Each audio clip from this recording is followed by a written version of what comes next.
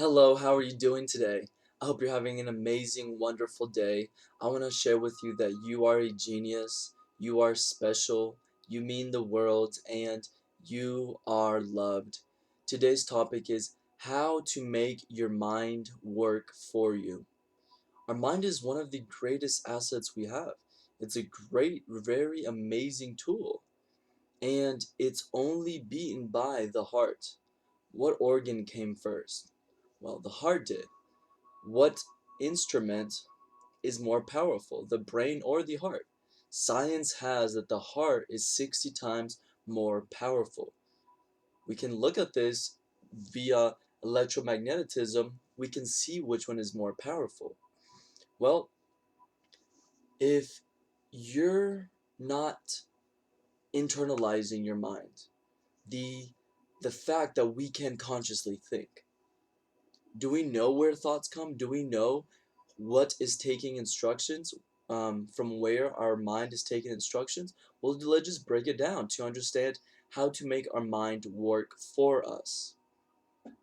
The first thing is that it is an electrical machine. It is electrical. Every thought, unconscious or not, has an electrical charge. Conscious thought have a higher electrical charge, hence more powerful. That's one. The second thing is understand the physiology of the human being. Why are we the most advanced human being on the planet?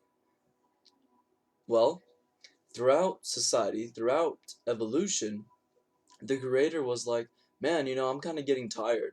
I'm going to give this creature some higher faculties so they can take care of themselves. But I'm also going to make sure that they're most at their base core, they're always looking out for themselves, for their longevity, for their survival needs. What are survival needs? Food and shelter. That's it. It's not Netflix and chill. It's not Uber Eats. It's not movie theater nights. It's not Gucci. It's not a Ferrari. Your most basic needs are just shelter and food. Of course, air, but it's easy to bypass that because it's all everywhere. So what does this mean? Well, the brain at the core, its job is to keep you safe. It's always looking out for your survival needs. What does this do? How is that reflected in our physiology? Well, whenever the body experiences a very energetic, negative energetic state of fear, anxiety, anything that is in survival, whenever we're tapping into our sympathetic nervous system, into our parasympathetic nervous system, we are in the flight or fight state. That's when our survival hormones are being released. Whenever we experience stress, we are in survival mode. What happens is the brain takes a snapshot. This is called a refractory period. The goal is to lessen our refractory periods. These refractory periods are stored in the memory with the energy associated with that occurrence. Higher elevated, negative elevated states of energy are recorded in the brain and create neural networks. So the biggest neural network in your brain, that is your paradigm, that is where your thoughts come from, that is what governs, that is your unconscious. Again, your largest neural network was created from the largest energetically charged memory. And why is our physiology so amazing, but is a double-sided sword for the most nine out of 10 people? Because we don't know how to get out of the stress response. Back in the day, it would be the wilderness, not having fear, having to hunt animals, having being chased by a bear or a snake or a tiger.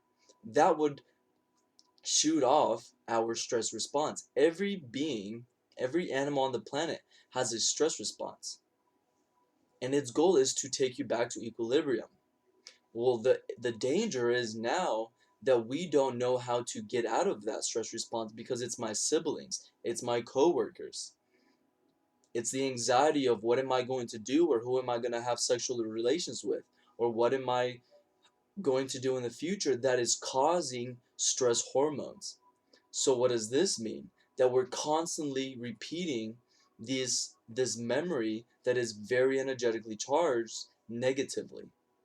Why is this so?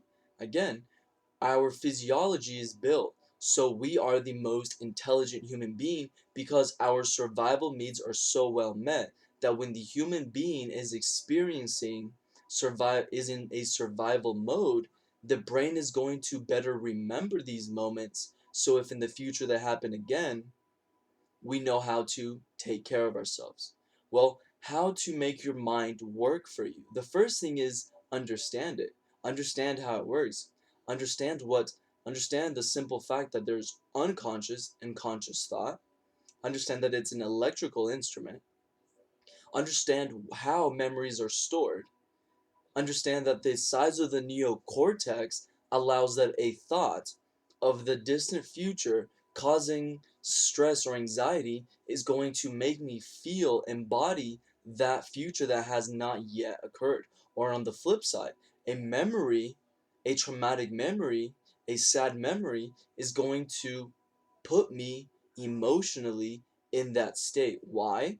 Well, it was stored in the brain, creating a neural network.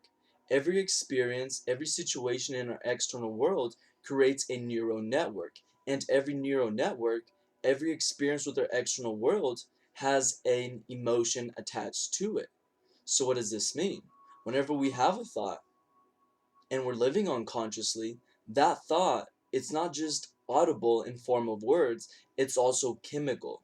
And we feel those chemicals. That's why we can think of the future of how am I going to pay my bills or any sad, depressed, fearful thought, and I embody that reality today. As well as if I look at the past, I can embody that reality right now. I was physically, emotionally, psychologically abused as a child, so I know this reality. My mentor says the human being does not suffer life. What the human being suffers is an extraordinary sense of imagination and a vivid memory. Once my first awakening happens, your first awakening is when you become conscious of the fact that you can be conscious. When that happened to me, I decided to continue living life the same way, only affecting my life through my physical body. Well, what happens? Well, my thoughts are a lot more audible now. Memory is a lot more vivid. My imagination is a lot more expanse. What happens? I didn't know how to control this. I didn't know the size of the neocortex allows that every thought it release those hormones. So what does this mean? Well, what did I do? I wasn't really living. I wasn't functional. I lost my family. I was kicked out. I was in the street. I wasn't applying for jobs. I lost all my relationships. I didn't have money. I ended up 100,000 miles away from the people that I loved most. Why? Not because I'm a bad person, not because the world is bad, because the intellect, because I didn't understand the human brain and the body. I didn't understand, I didn't look at myself as an instrument. I didn't realize I'm a body, a brain, and a heart, and I have to use these to better my life. So, to take care of your mind, to have your mind work for you, you must use it.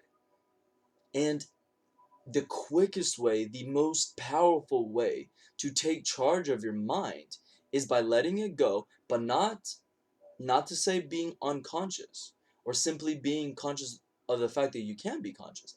Go a step further.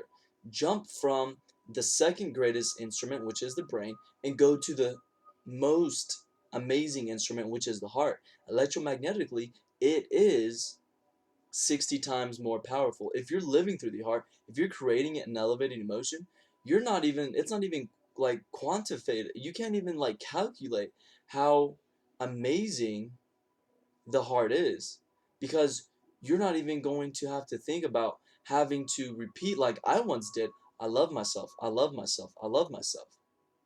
You are feeling that future experience right now of love, of happiness, of empowerment, and you're creating this reality right now.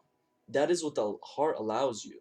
If you want to know how to live through the heart, reach out to me. I've created a family where I've taught how to live through the heart and how you can have your own experience of this mystical, magical world that in science, in the scientific world, we call it being connected to the unified quantum field. I hope you've liked this video. I hope it empowers you to step in yourself, to not fear your mind, to jump into the instruments that you have. And I just want to remind you one last thing. You're the only being, the only thing that's responsible for your happiness. If you don't do something because of the lack of knowledge that that isn't a possibility, you're okay. But once you know that you have the power to do something and you decide not to, well, that's your decision. But you are a fool. So let's wake up and step into our heart. Let's use the greatest tool that we have to our use and live through the heart. Also, share with me, what are you currently doing to better your life, to better your mental state, to better your emotional state? How do you have your mind work for you? And also comment below, what topics would you like for me to cover in the future?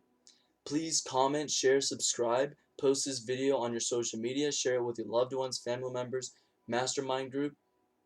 Hope to see you in the side of light. Goodbye.